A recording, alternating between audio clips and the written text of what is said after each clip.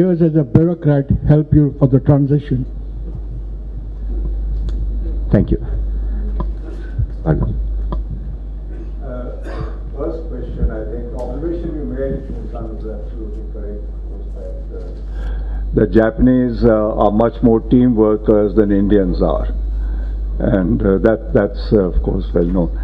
The question here was about the similarities between the Japanese and the Indian people. I think human beings are all essentially similar in the sense that people act in what they perceive is going to be their best interests for themselves and their families going forward.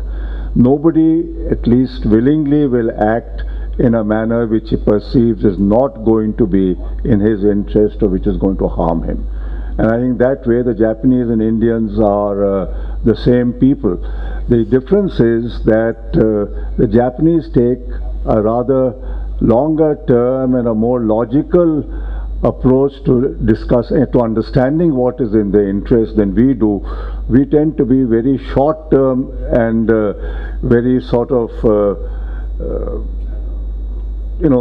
just to get something over quickly and find a quick solution without looking at its long-term consequences as to whether it is really in our interest or not. And when I was talking of the labor relations, I think that's the issue which comes up, because in the long term, if management and labor work together, they will get far better results than in any other manner. But neither workers nor management think that far. They think immediately, let's get over the problem, let's see that production happens tomorrow, let's forget the future will look after itself. That's the difference, I think, between the Japanese and the Indian way of thinking. The second question was, sorry, labor relations, sorry. Yes, in 2012 we had a severe labor problem in Manesar. And I think that labor situation exemplified all that I'm talking about, because this business of building the relationship between management and workers is one of continuous communication and education and actually implementing what you're talking about. There cannot be a difference between what you say and what you expect and what you teach people. Manesar was a new plant. It had been there for a short while. And I think where the management of Maruti failed was in ensuring that those new workers, the young workers, were adequately educated, adequately communicated before they were expected to perform in the same manner as the Gurgaon workers were performing. And I think that was the mistake made at that time. About the bureaucracy, I think what the bureaucracy teaches was that there is very little you can achieve by being a bureaucrat. And it's more about getting files and pushing files and making sure processes are followed and that you don't fall foul of any rule or regulation, you don't make a mistake, so that you're not hauled up by the CAG or the CBI or somebody for some mistake in hindsight, because in India we want to be perfect but with hindsight. It's a somewhat difficult thing to do, because the real thing is how to be making less mistakes but without the benefit of hindsight. And I think that's the difference which you have to adjust from a bureaucrat to trying to do business, that you can't work with the benefit of hindsight, which really means following precedents, and you have to work with what you have and to take decisions in the best interests of what you're doing, which you don't do in the bureaucracy. Thank you, Mr. Bhargava. Would you? Yeah. Sorry, I really have a flight at 1 o'clock. So given Delhi's traffic, you should budget, keep a buffer. Thank you very much. Sorry, my apologies. Thank you.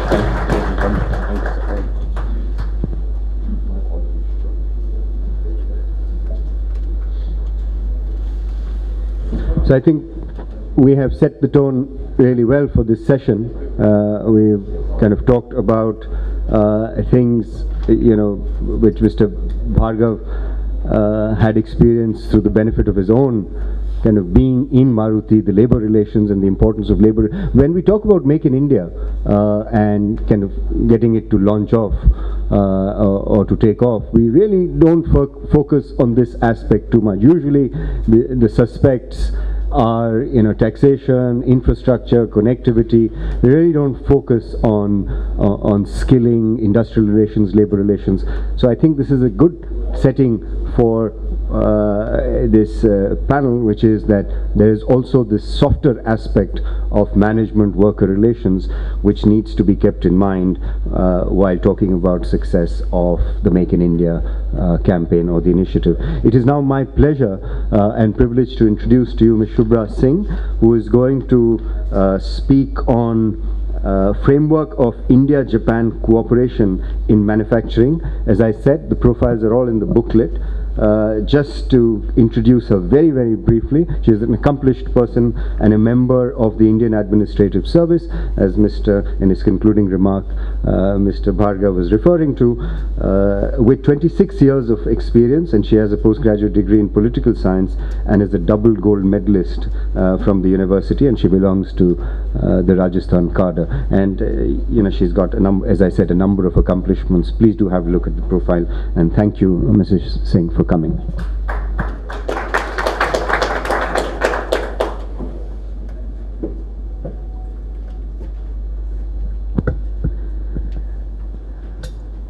The chair of the session, Dr. Rajat Kathuria, Abe-san, Konishi-san, Excellencies, captains of Indian and Japanese industry, colleagues, ladies and gentlemen. It is my privilege today to share with you perspectives on the Indo-Japanese relationships on promotion of manufacturing in India. I have a presentation with me which runs into some 18 slides, and as we go through it, it will take us through the various aspects of Indo-Japanese relationship, which by far is unique and unparalleled among all nations that India interacts with, both in scope and depth of engagement, especially for manufacturing. We are aware that India has been amongst the Committee of Asian Nations, which almost bypassed the Industrial Revolution. And therefore, much of the remarks which came after my earlier speaker, Mr. Bhargava, spoke about relationships, especially industrial, managerial, worker relationships, I think stem from the fact that India was not part of that industrial revolution, and so we did not do the learnings the way Japanese have already done. And I think we should keep that in the back of our minds as we go through the entire gamut of Indo-Japanese relationships on manufacturing. So it was in early 2000 that there was a realization that unless there was a promotion of manufacturing, India could not do justice to its demographic dividend, and the goal of inclusive growth for its vast population would be unfulfilled unless we brought manufacturing to the fore.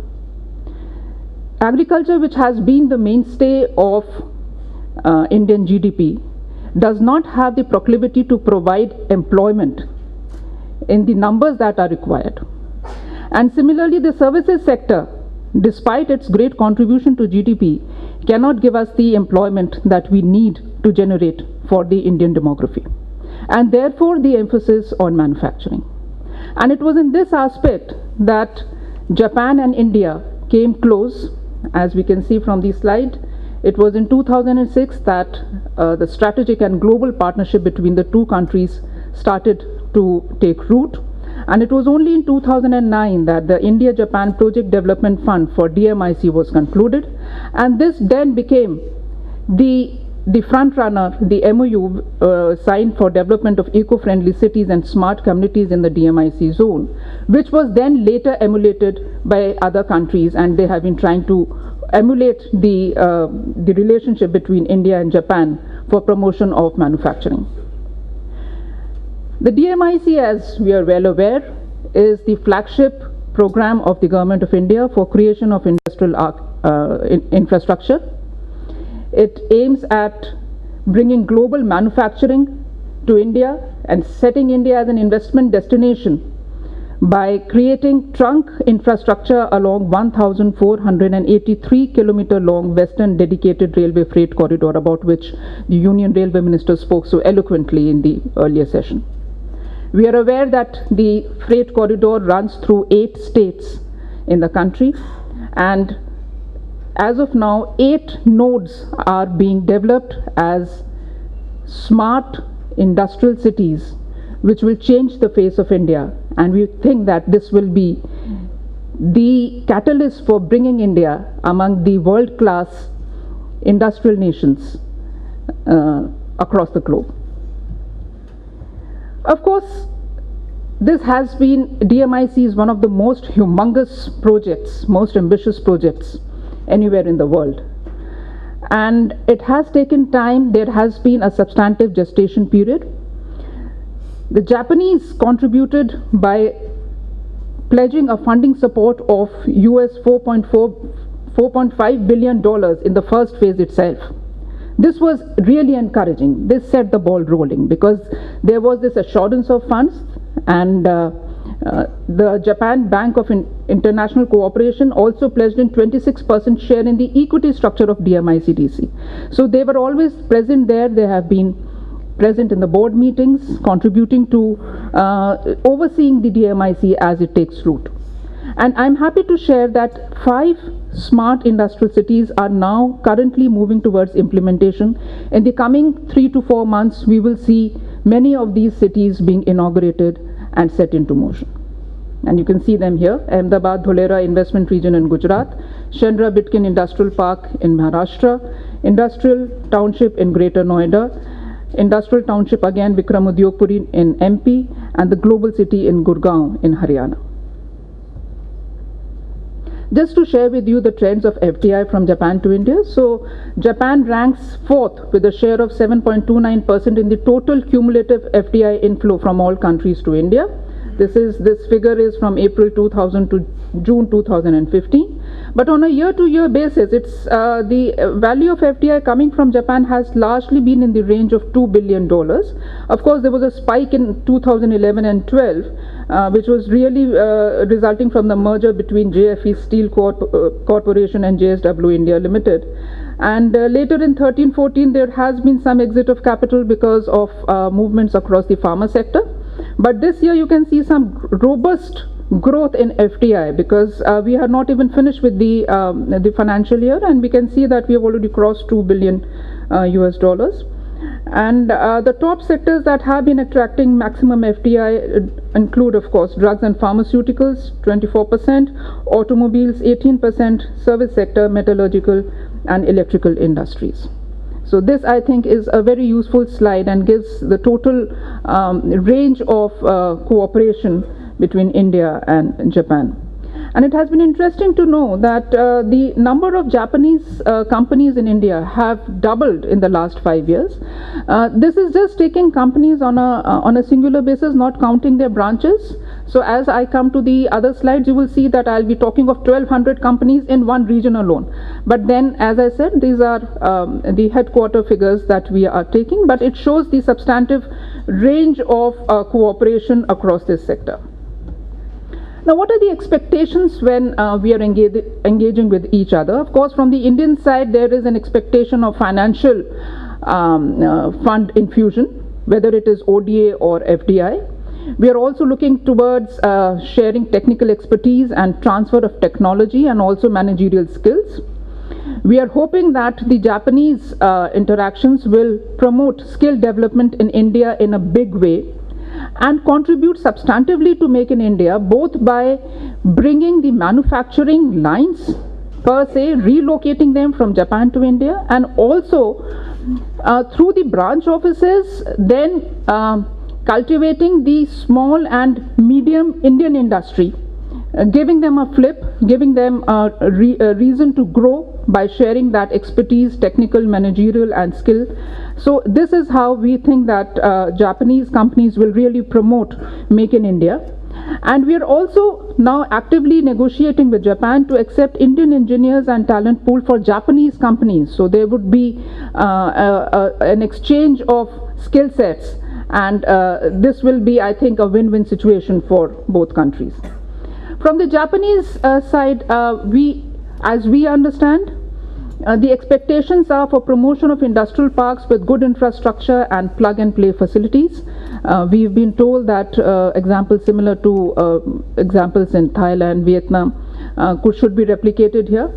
But more than the infrastructure, what is really being, we are learning now is that the emphasis on good living conditions with Japanese ambience, because these will be cities where Japanese families will come. It is not only the workers that are coming from there. So what we are conveying to state governments is that when we are talking of Japanese industrial parks, they have to be holistic. They have to be created with a sense of fostering good family life also there.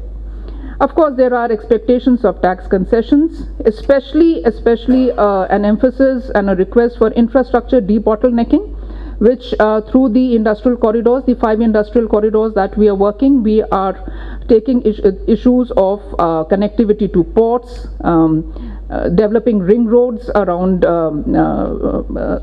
very heavily trafficked cities, etc. So these are being taken care of. There is also, this has been talked about, the cheap and skilled labor, and especially ease of doing business, which is really what Make in India is all about.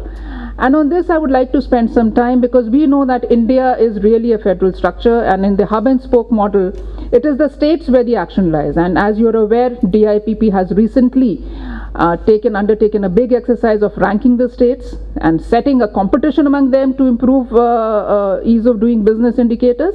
So it is this way where we think that industry will really gain and Make in India will take roots. Of course, there are a large number of institutional mechanisms. There is the India-Japan CEPA, which is Comprehensive Economic Promotion Agreement, India-Japan Business Leaders Forum. There is also a ministerial dialogue at the level of trade ministers. We have Konishi-san, who will be talking about the JCCII. For this, I would like to say that this is a unique mechanism which has been set up in the government of India, where issues raised by Japanese industries are taken on with other departments, and there are regular meetings, and we are able to sit across and at least give the point of view of Indian government to the Japanese industry, and take their concerns to the related departments. So I think this is unique. It is also a mechanism for trust generation and a better understanding of each other's issues. We are meeting regularly and addressing their concerns. Of course, the latest thing that has happened is that last summit meeting, there was an agreement from the Japanese side to invest 3.5 trillion yen of public and private investment and financing in India in the next 5 years. For this, a core group has been constituted under the chairmanship of the Cabinet Secretary. There are 17 departments and ministries across the government who are now preparing action plans for seeing how this can be effected. And this again is something unique. I have not seen this happen with any other country so far. Another first is creation of Japan Plus, which is a special management team created in DIPP to facilitate and fast-track investment proposals from Japan. The Japan Plus has, as of now, 2 Japanese nominees and 4 Indian nominees. They are working with different ministries and agencies in facilitating and hand-holding Japanese investments on a one-to-one basis. It's actually one-to-one basis. And in the last 10 months, almost 100 Japanese companies have been guided. There is also a request for more work on Japanese industrial townships, and there are 11 to 12 sites on which we are working, but I think that will be covered by my colleagues in their talks. What I would now like to talk about is the Chennai-Bengaluru Industrial Corridor. Like we know that the Japanese interest in DMIC, so the Chennai-Bengaluru Industrial Corridor is another corridor where JICA has given substantial help for master planning of nodes in this corridor. This is a very important area where, with substantive Japanese presence. There are almost more than 1,200 Japanese entities already located in this area. It runs through Tamil Nadu, Karnataka, and Andhra Pradesh. And in this region, almost 6% of national GDP is being generated. The Japanese interest, I think, stems more because of the port connectivity, Krishnapatnam on one side and Chennai port and Kamaraj port on the other side. And as of now, active work is happening across Ponneri in Tamil Nadu, Krishnapatnam in Andhra Pradesh, and Tumkuru in Karnataka. An estimated $11 billion investment is currently in pipeline from Japan, which is being tracked and facilitated by Japan Plus. Arigato.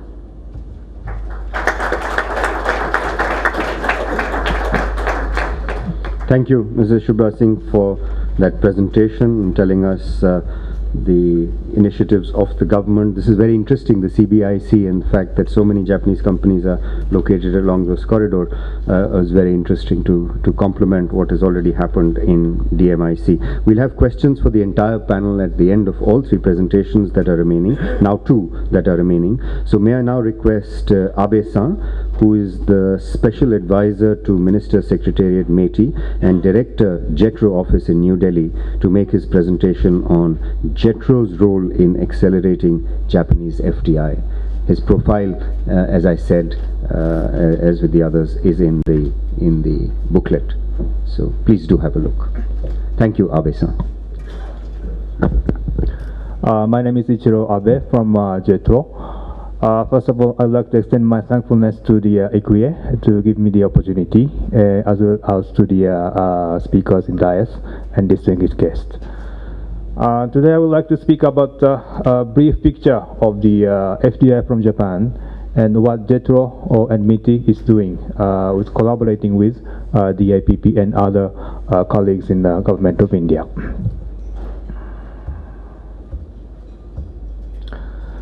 This is the basic data of the FDI to India in the last decade. So Japan is almost 600 billion Indian rupee and ranked at number 5 from 2004 to 2014.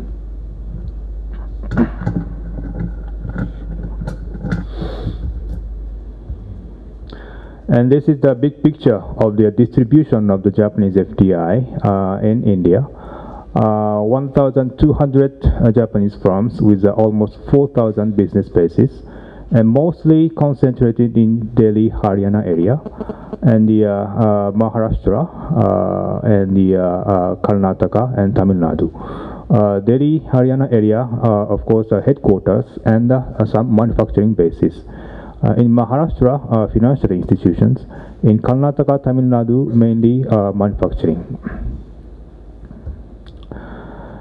From here, I would like to quote from the Jetro Survey, the survey conducted by Jetro in last year, covering the entire Asia. Entire Asia meaning Northeast, China, Hong Kong, South Korea, Taiwan, 10 ASEAN member countries, Southwest Asia, including India, of course, Bangladesh, Sri Lanka, Pakistan, and Oceania, Australia and New Zealand.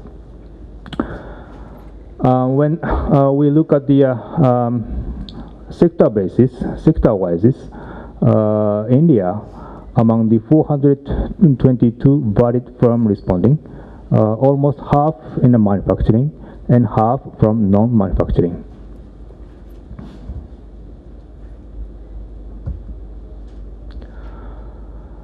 About the scale wise, when we look at the entire Asia, almost 34.7% are SMEs, and the rest is large companies. But in India, a relatively low number is here, 19% of SMEs. When we look at the China, almost 30% are SME. Thailand, Vietnam, about 50%. So compared to those figures, India, Japanese companies in India mainly in the area of large companies. This is one distinguished feature of Indian Japanese investment to India.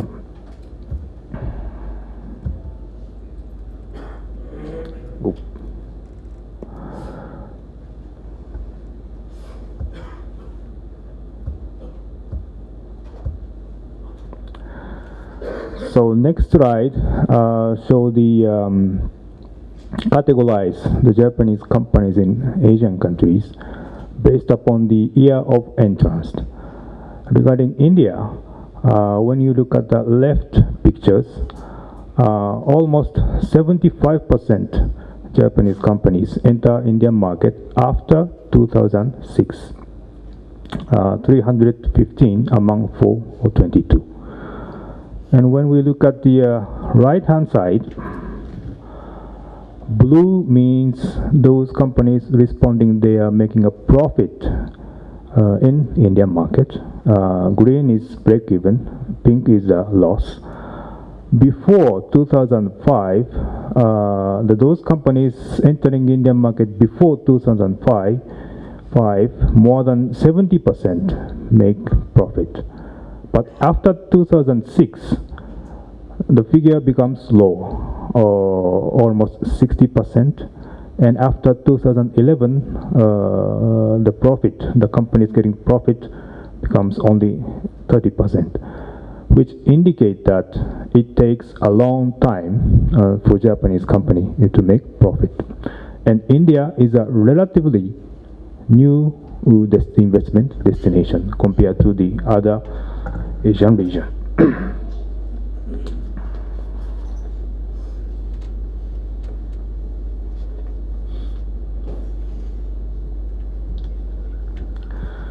So new company means still not profitable compared to other market, and not many SMEs are here.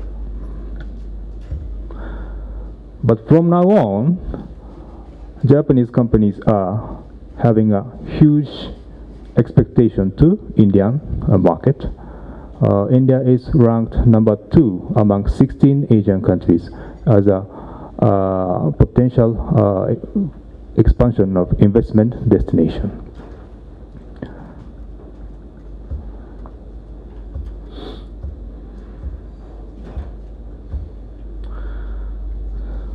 From now, this is the challenges Japanese companies are facing. As a Indian industry as a whole, labor-intensive industries are very competitive in India. But for Japanese companies, wage increase is becoming one of the big challenges recently. And second one is competitors' market share growing. So in India, of course, the competition is very severe. And the quality issues. There are two dimensions about the quality. One is the quality of employees, and the other one is quality control. What is behind the quality control may be, we assume that the infrastructure issues, like land acquisition and water, electricity, logistics, kind of things. And of course, the soft aspect, the management issue. So all of those elements are reflected to the equality issues.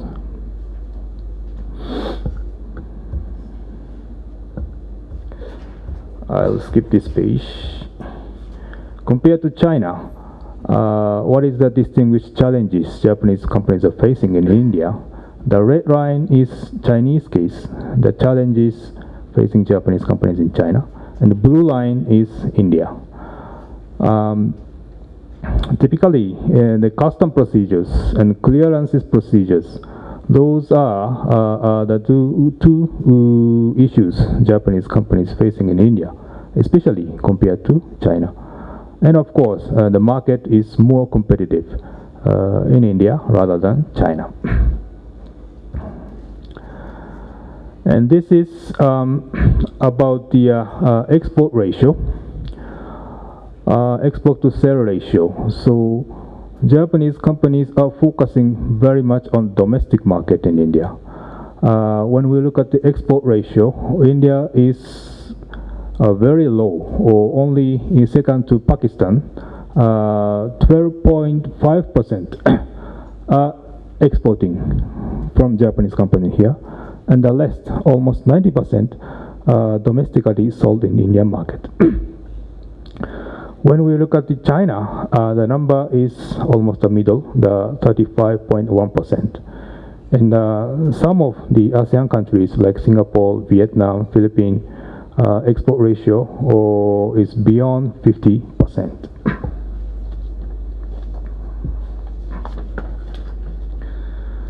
So what this data indicate is there are huge untapped market in export area, in overseas area. So there are huge opportunities for Japanese company in India to explore the foreign market from here, India, to abroad. But of course, there are some challenges, like I mentioned, the quality issue, and the quality regarding the employee infrastructure and custom procedures. Those kind of issues, if solved, we assume that we can explore more and more the foreign market from India.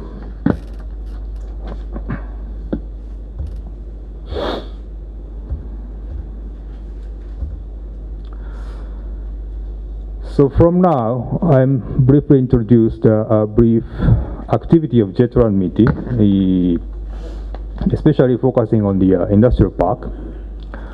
As Ms. Shubhra mentioned, we agreed 11, now it becomes 12 industrial park, which was agreed between the two industry ministers. And the area